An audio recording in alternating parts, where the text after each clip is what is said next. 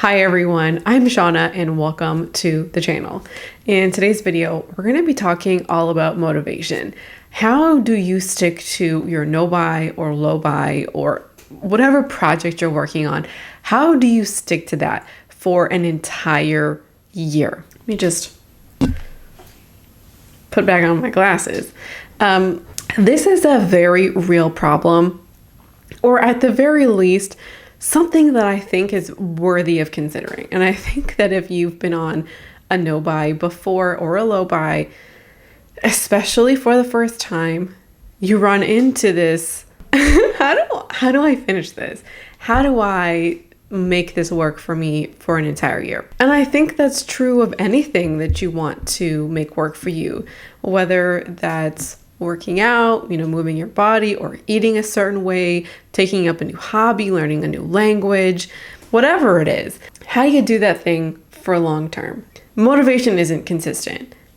Motivation waxes and wanes, and you have your peaks and have your valleys. So how do we do it? How do we make our no buys and low buys work for us for a year?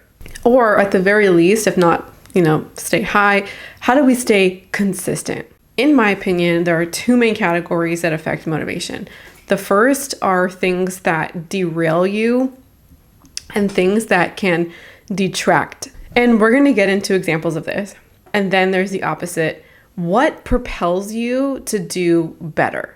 What really inspires you? And what kind of gets you going? Which might be particularly important if you've experienced a slump. So I have split up this video into the detractors, things that demotivate us. And then the second section, which is bigger, is all about the things that kind of push us, drive us, get us going.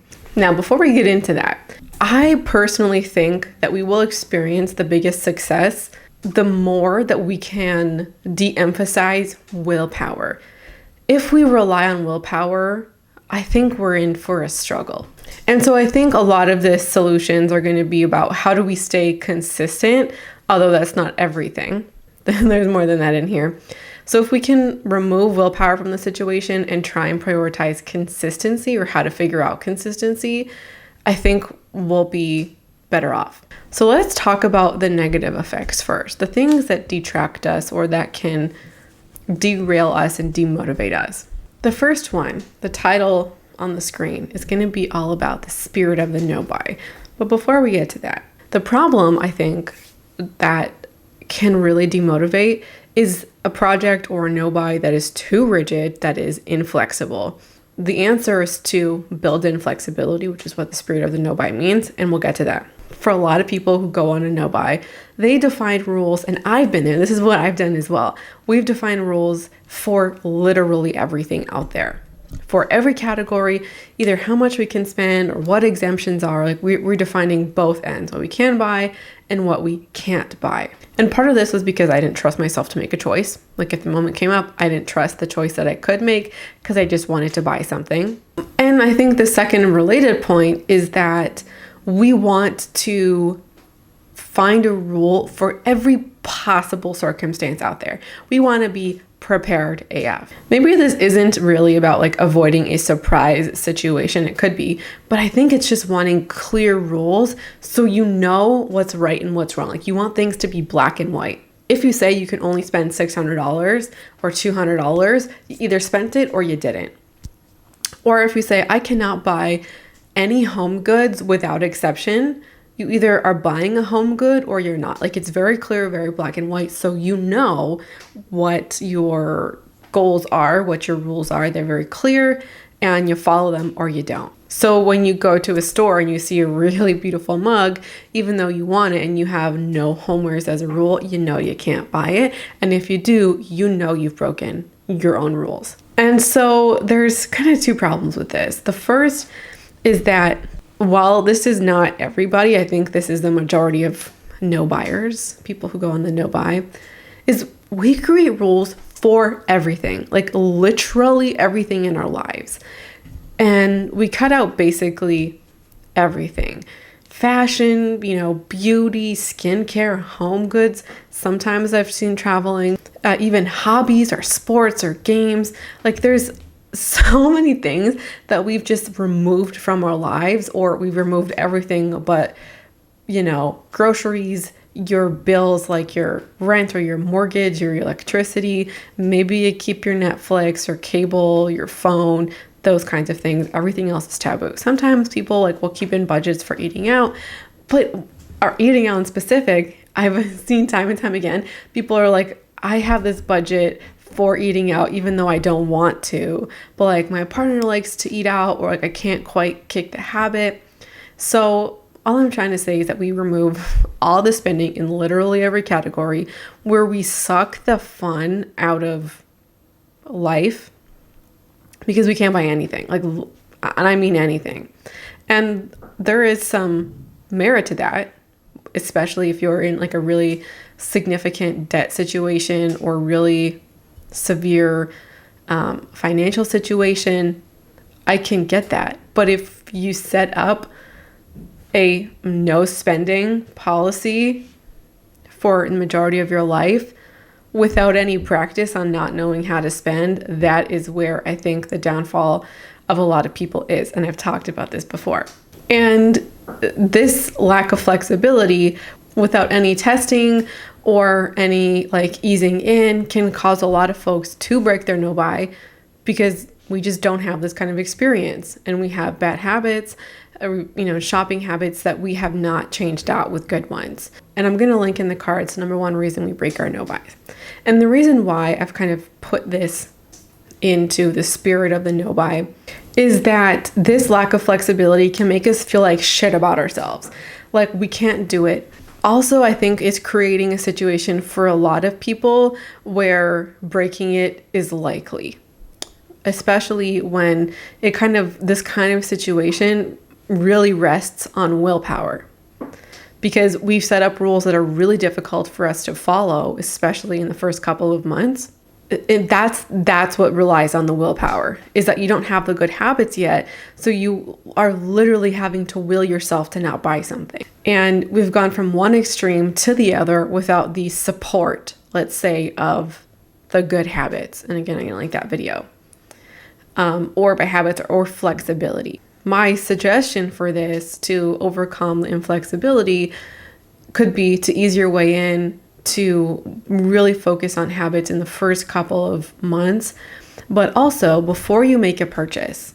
And I think this goes into the establishing of the rules, whether it's at a coffee shop or you're buying shampoo. Instead of making this long list of all the things you can and can't buy, the simple question you can ask yourself is, does this fit into the spirit of my no buy?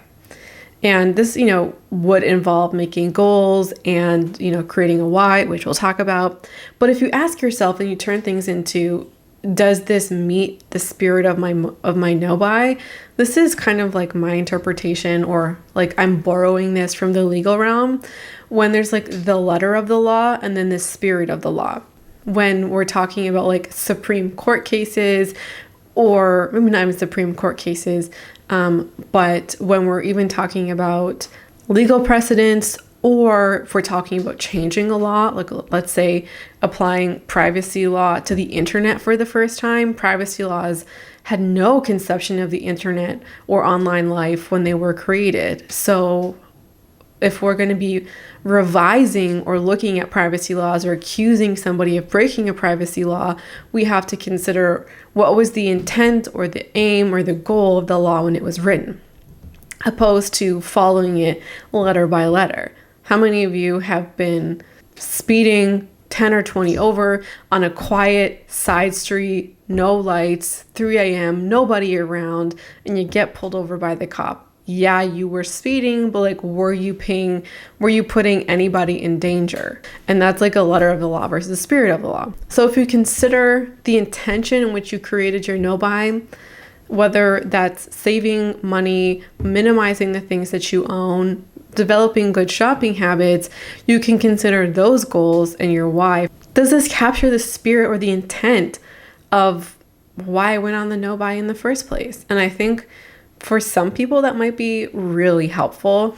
And I know for others, it's I want the rule. I want the black and white rule. And the reason why I'm suggesting to maybe give this a go is that I have been there where I have agonized over like the smallest purchases. When I was going to school regularly, back in 2020, I, didn't want to buy anything, including food or takeout, but like takeout is something I've always been really good at. And I was out and I walked past a cafe and I saw a really beautiful cookie. Didn't need the cookie, didn't really follow my rules in terms of the black and white sense. And I bought it. I savored it. It was like exactly what I needed at that moment. And I remember sitting on the bench of the station that I was at and just enjoying the cookie. And I remember that 2 years later. But immediately after, I agonized over that stupid, like that $2. It was like $2, $2.50, something like that. I agonized over it because, it didn't really fit into my rules. And I see this all the time of people who agonize over purchases. And this can create flexibility where you check in with yourself over time. And maybe you're not that great in the first couple of months with being able to decide, does this fit the spirit of my no-buy? But hopefully you get better over time, which is the goal, and allows you that flexibility without creating these black and white rules and some room for you to make mistakes and grow as well. Now, beyond overly rigid rules, there are things that are external to us that make us feel like crap, that make us feel inadequate, not good enough, things that make us feel that way, whether that's something like Instagram, or let's say you see something like a really beautiful sweater. The most beautiful sweater you've ever seen in your life. And you can be all well and good and confident, like you have your rules, they're black and white, and then you come across this sweater. And all of a sudden, every sweater that you've ever owned is inadequate because it's not this sweater. It's not none of your other sweaters are as beautiful or as vibrant or as clean or as expensive or as high quality, whatever you want to, or whatever goes on in your head. Now, all you can do is think about this stupid sweater and you'll want it. And not just you want it, but like it's going to transform your life. And now every other sweater that you own looks like shit and you hate every single one when you put them on because now you have this image of this beautiful sweater in your head. I know not everybody will get that way about things, but I'm sure you encounter stuff that makes you just want it or makes you feel inadequate or whatever the case may be. And so I encourage you to go through your life for a week, maybe 2 if you need to, and do some non-judgmental noticing. Like live your life as it is. Maybe bring a journal, maybe you have like a little notes app on your phone, and your job is to just notice when you want to buy something or when something makes you feel inadequate or discontent. And while I think we might all have similar triggers, how they come about can be different. You could maybe be a commuter, and when you're waiting for like your train or your bus or your subway to come, you do a lot of scrolling. You do a lot of Instagram scrolling, or maybe you check websites at that point. Maybe you do it when you're on the train. Or maybe you spend your lunch regularly going to the shops that are beside your work. Or there's like a really tasty bakery or restaurant that is beside your workplace and you just go there all the time. And you maybe don't feel inadequate, but you're spending money that you don't want. Like you're spending beyond your means or more than you can afford, more than you want. And while maybe you don't feel like crap, it could tempt you to break your no-buy or break your rules if you have rules that are specific to eating out or a budget for eating out. So spend some time noticing the things that cause you to overspend or to rack up the budget, maybe rack up the debt, or make you feel inadequate or whatever the case may be. And if you can find a solution in the moment, sure. But I think maybe for majority of your week, just notice. Just try to notice without judgment, and then spend some time later in the week when you actually have time to figure out what to do. Because if you're constantly like interrupting your day or your habits or whatever you're doing, that like you have to find a solution right then and there, that could just derail you altogether. from trying to change the bad habits that you're interested in changing. All right, let's talk about some positive effects, things that can spark us, that can motivate us and get us going. I think both establishing a why and goals are absolutely key and can do so much good. They're not the same thing, and I think that we need to do both a why and goals, because when we create the why should be the foundation, right? Why is this thing necessary? Why is this no buy necessary, important, critical to me? I did talk about this before, so again, I'm not going to stay here long. I think your why should emotionally resonate with you and should stop you in your tracks. Your why doesn't have to be a singular sentence. It could be as many sentences as you want. I urge you against a paragraph, bullet points, because when you need it most, you don't want to be reading a paragraph. You want to be able to find your information really quick. And the second thing is that your why should be the last resort, when everything else fails. Because while your why is your foundation, when you're at a really weak point and you want to buy something or you want to break your no buy, you're there, you can check in with your why every week. Maybe checking it every Monday is motivating, and you're yes, and it empowers you. Great. But if you're in a situation, or I think that's one use of it. The other use would be if you're in a situation where you feel like you want to break your no buy, the why should be the last resort, because the why is in essence a willpower thing, where your why has to be strong enough, or your will has to be strong enough, or both combined, to stop you. So it's when your habits fail, then you go to your why. And it's okay to not do things right all the time, to make mistakes. So I'm not calling you or me a failure, but I'm saying it's that the why should be the last resort, because your habits can build you consistency in a way that willpower can't. The second thing is to create the goals. So your why, as in I really don't want to sacrifice my goal of home ownership for makeup or clothing or whatever. That can be really strong and powerful, but that's also not a goal. And so I think that you should spend some time, and I have spent some time creating really specific goals. And some of it is financial, as in I would like to save this amount of money, and you can use the SMART goal setting system. Specific, measurable, attainable, relevant, and time bound, or time sensitive. And I can link a quick article on what SMART goals are. But if you create goals, that does give you something to check in with, as well as creating a measure of success for you. And for me, with my goals in particular, I have done this. I have created a goal page that is interactive. I don't find writing a list of goals all that helpful. I want to know if I'm achieving them, because I think that's the point of creating the goals. Most of my goals have progress bars. So if I want to, let's say, complete the men's game, which was a goal, I don't have complete the men's game. Or I have complete the men's game, and then I have a progress bar beside it. And completing the men's game means decluttering X amount of items. So how close am I? Or if not, by day. I want to spend 30 days doing this. What day in am I? And so I can update my progress bar every day or every other day or whenever you do it. So you can constantly check in with your goal as necessary as you want to check in with your goals.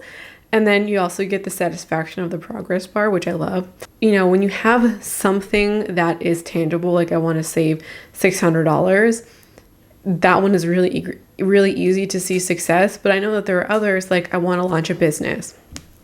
For goals like that, I've broken it up into component parts. So if I want to launch a business, then maybe I have to develop branding. And then also I have to establish a website, and then I have to build a product.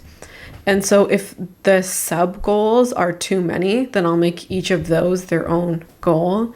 Or if they're not, I want to create a new product this year, or I want to create 5 new products this year. If you have a goal of creating 5 new products, every one can be a milestone, a check-in point that you can fill in. And then if you have things that you can't do that with, but for other ones, I want to find joy with makeup, or I want to be happier this year, you need to take some time to define what you mean by that. What does looking happier this year mean for you? And then maybe you could put some of those goals into a progress bar. I love a progress bar because I personally feel like I need to check in with my goals every week for some of them, or every couple of weeks or couple of months for others. And if I'm not checking in with them, I will forget to do them. And then it's like halfway through the year and it's like, oh, you said that you wanted to do this, but you never did because you never made it part of your routine to check in. Progress bars make it exciting for me to check in and also make it regular. And if I'm checking in with one goal that maybe I'm really focusing on this month, I can also see upcoming goals, so they're still in my mind as well. I really get the deep satisfaction with checking things off. So that's why an interactive online thing works for me. If you're somebody who likes paper, by all means, set up a progress bar on paper that you can either check off or color in, and it can be great that way too. A very similar secondary point to that is to create momentum with tracking. The goal setting aspect is important, but I think what I like here is the tracking aspect. But you can track other things than goals. Or you can take one of your goals and make it into a tracking kind of thing. Like, let's say you want to have fun with your wardrobe. That's a goal of yours. One of the ways you might be able to do that might be to create 4 capsule wardrobes that you use for 3 months each. Or maybe one of your goals is to outfit log for 1 month. And you can track your outfits, or you can track the wears of your clothing to get more data and information. Or you can maybe have a goal of like 1 wardrobe styling session a season. And then you take all the photos from that and you print them off, or maybe you put that into some kind of spreadsheet or just some kind of tracker of some kind. I am a fan of trackers, and if you watch this channel, I think you might know that.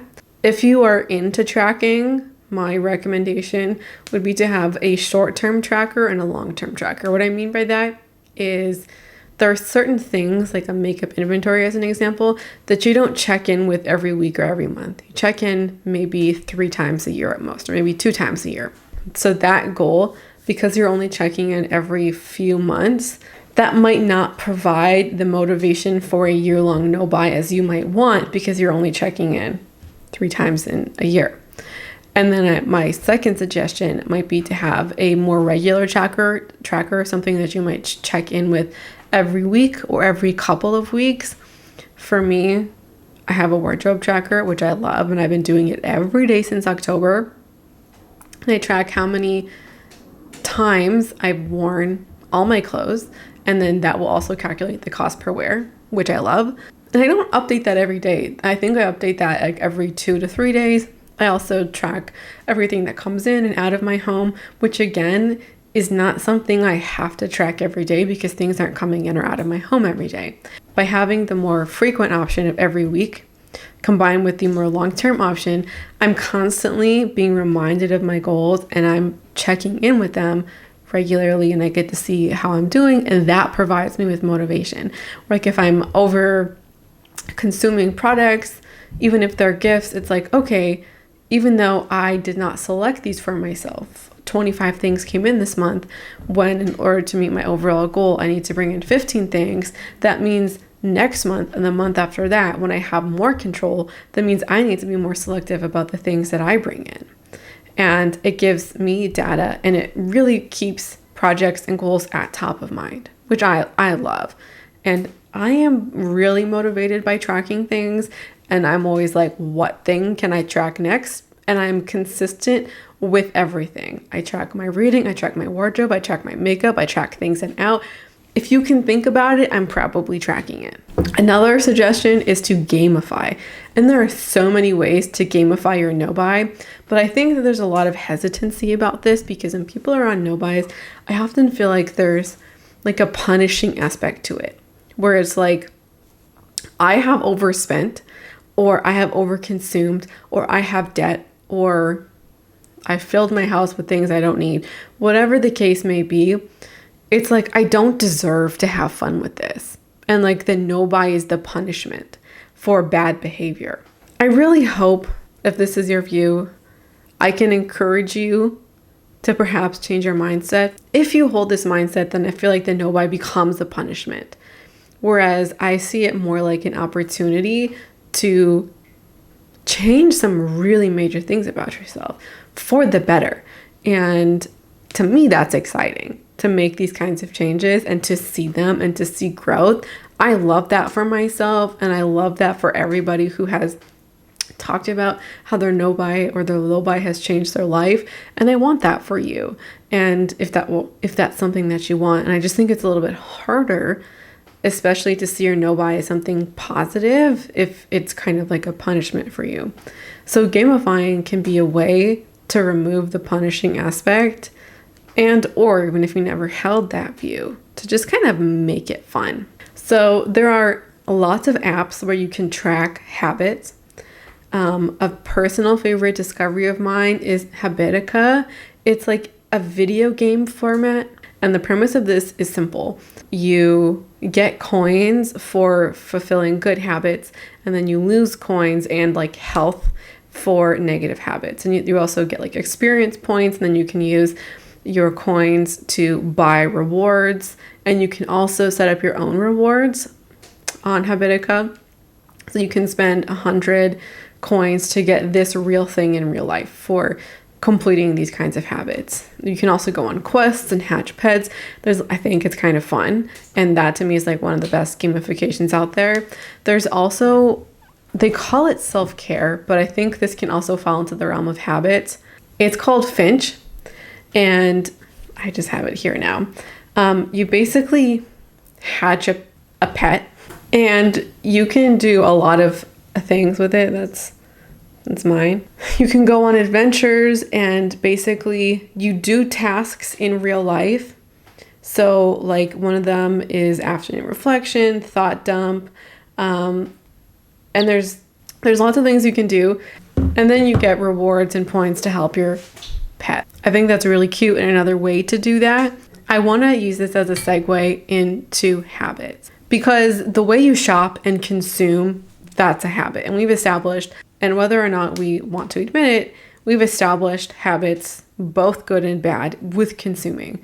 And for me, like the buying things felt very different as a habit than, let's say, making your bed or brushing your teeth or eating healthy or working out. Because all of those things don't cost money to do, and they're usually small, and you also usually do them every day or most days. And they're also positive habits, like you do something, whereas shopping in this realm is often positioned as not doing something, like you're not gonna buy something today. And so nobody's positioned shopping as negative, and I think one of the ways we can switch that up is framing it in the positive. Did I use what I have today instead of did I not buy anything today? And as well, to complete a no buy or a low buy, if these are your goals, there are many goals inside it, many habits that we have to build and utilize in order to complete our no buy, which goes beyond the did I buy something or not. Did I make my own coffee this morning? Did I pack my lunch this morning? Did I go into my freezer this week to see what I can make a meal out of? Did I read a book this evening instead of going on Instagram? Did I use what I have first? Did I look in my skincare drawer before going elsewhere? Did I make my seasonal makeup bag instead of, did I have a clothing swap? Or did I go to the thrift store first? There's lots of micro habits or smaller habits that make the no buy happen or the most successful. For me, it's like, did I complete the contentment project? Did I do decluttering? Did I track my things? These are all these are all habits that we can start or continue doing to make our no buy possible. And it's more than just, did I not buy something today? And so for me, I did not view my no buy this way 2 years ago. I really didn't. And I also didn't really see the habit component then. And so if you're somebody who's like, I don't think that way, what's a good place to start? I really do think that a lot of us have separated the shopping from other habits. And in my opinion, if you start positively with one habit or a smaller habit, it can affect other parts of your life. So an example, as of late in December, I set a new micro goal of drinking 1 glass of water before having any coffee. I have done that every day since December 1st. every single day without fail, even being sick, even moving, even going to the gym, there has been not a single day where I haven't been able to achieve this. And starting off with these micro goals can build confidence or self-confidence and like belief that you can achieve goals. And then you can add more over time. I think I was talking to somebody, and I think it was something like day 7 or 12 might be like the optimal time to add in a second goal. You can build efficacy here.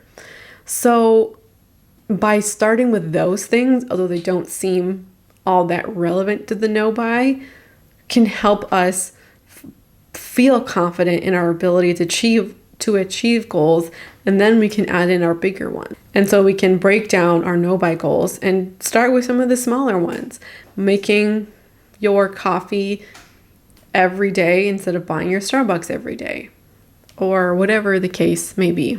So when it comes to no buy habits, I do also want to reiterate the framing things as positively as you can instead of not doing something, which I think also helps build in the confidence and efficacy, because it's, I'm doing this thing, I am actively achieving this thing, opposed to like, don't eat junk food. There are other ways to gamify beyond tracking things or using tracking apps or tracking whatever it is you want to track. There are financial apps too that can, if like you're interested in spending, I know there's different types that will round up your nearest purchase, like to the nearest dollar, and then take that and then either put it into a savings account or invest it in like stocks or something like that. There's also games where like the more you save, the more entries you have into a lottery. There's so many like savings and finance apps that gamify things. I'll leave some articles of some options in the comments down below, or sorry, the description if you're interested in that. But there are other ways to gamify beyond that as well. You can give yourself a non-monetary treat for every milestone that you complete. So let's say you have a goal of eating out a maximum of 4 times, which is a stretch for you. You can have a goal for 4 times, and then you can have a goal, let's say, for 3 times, like your ultimate stretch.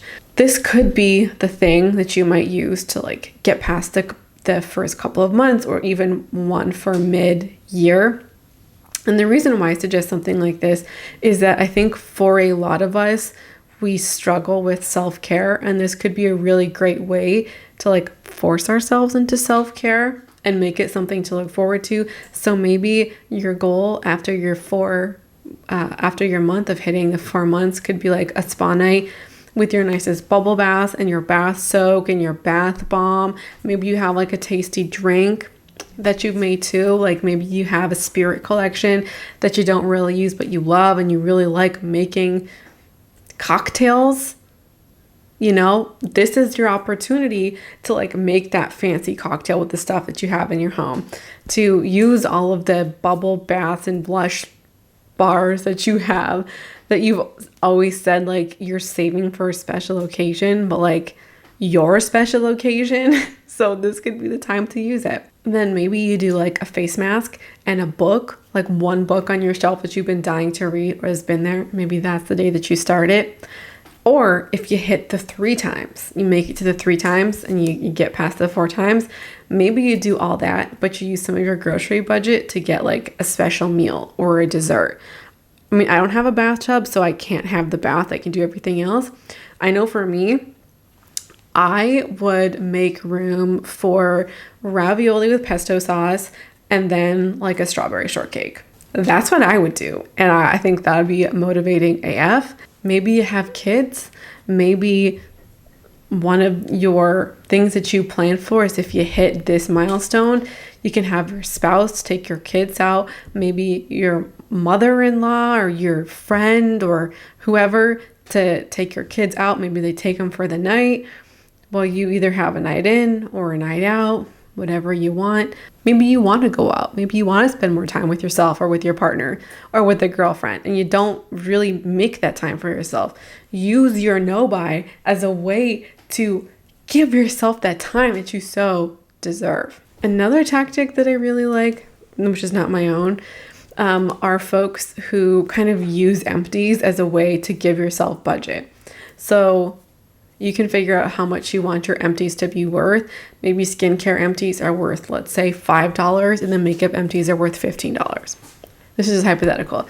So you start off with $0 and you only get money for your replacements budget when you finish things. So you have to go without until you get money from using up things. And that's the money you have for the year to buy replacements. Or if you're on a low buy, that could be to buy things for that category, or just give you your budget for that category. I think that's kind of fun and really encourages you to use what you have opposed to buying. And also, you probably couldn't get stuff in the first month, or maybe you finish a lot in January and then not so much in February and March, and then you finish another bunch of stuff in April. Like, it kind of self-moderates in a way that maybe a regular budget doesn't, and I think creates some really fun gamification as well. If you're looking to, let's say, boost the number of empties you have and also minimize spending. You can also have a savings challenge. I recently saw a post. It looked like a bingo card, but it was like stars, and there was maybe like a 4x4 page or like a 5x5, something like that. And each star aligned with a specific denomination, like $5, $20, $100. And your goal is to pick one of the stars and deposit that amount into, let's say, a savings account or your TFSA or whatever it is you got in America. I don't know what that is. And then if you do it every Friday for the number of stars, so let's say 20 stars, then at the end of the 20 weeks, you have $500 in there. And that could just be a really fun way to create savings for yourself. Next up are regular check-ins. I am a creature of check-ins, but that is because I have built this up as a habit over the 2 years, really. And I have looked for opportunities every day. But like, what am I doing well today? What happened today? Did anything happen with my no buy today? Not in like an obsessive way, but in like, I'm regularly checking in with myself every day. And if nothing happens, that's great. If something good happens or bad happens, that's great too. And that's a learning opportunity. And I think I have learned so much more than I would have had I not done regular check-ins. And the reason why I think they're so important is for the learning aspect, but also I think with something like decluttering as an example, everybody says you learn when you declutter something. However, I don't think that's inherently true. Like, just because you got rid of something doesn't mean that you have absorbed the lesson. And unless you actively reflect on that choice, you likely will not learn the lesson, which is why a lot of us reclutter our homes after a declutter. Maybe not in 2 months, but maybe after a year. In order to avoid falling back into bad habits, whether that's the way we shop or the amount of things that we buy, what have you, reflecting ensures the best possibility of learning. And I have loved them. I know you guys have found them interesting. And I have, like, reflecting has become such a way of life from YouTube that I truly don't think I would have had the same experience had I not reflected. And I have really come to enjoy it as like a weekly habit as well as a monthly habit as well. And I recommend it to you. And it's something I look forward to every month. Like, I love it because I love learning about myself and learning to improve myself.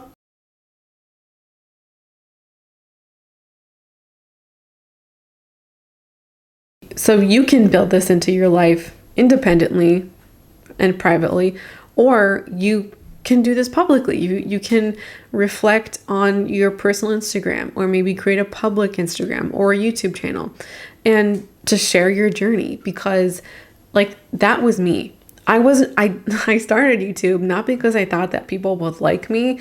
I just wanted a place to hold myself accountable, and knowing I had to put something online, even if 13 people saw it, was enough to make me really think and reflect and make choices.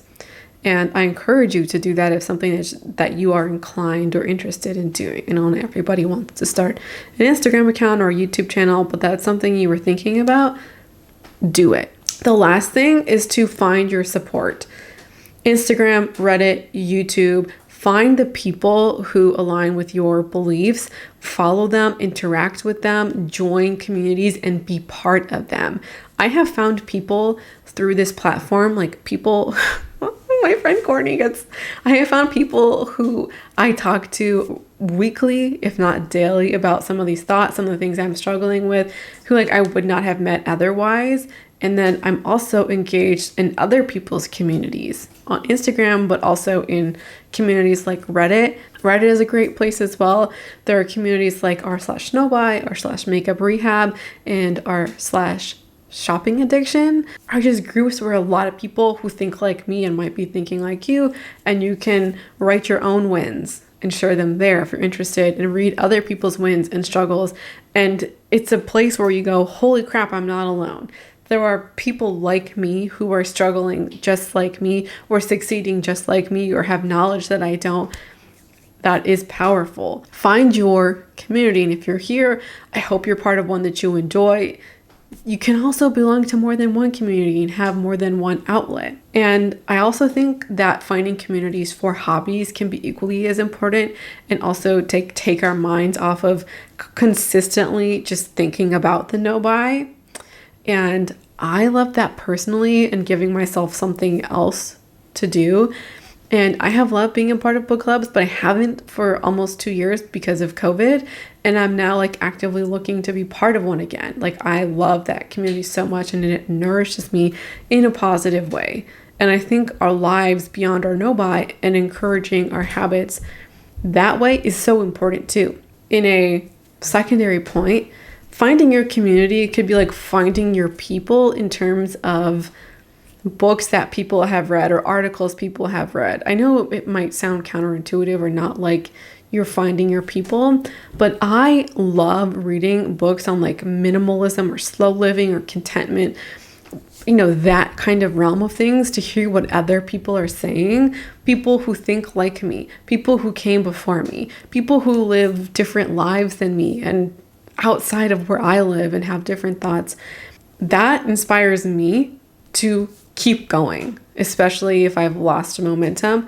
That's something that keeps the longevity there. And I think communities can be such a great place to help us re-inspire ourselves or stay inspired, and not just like keeping us thinking in the moment of like keeping us in the thought of the no-buy, but inspiring us to do better or to continue what you're doing. And I love that. I think gamification and tracking are ways to keep consistency, which is very important.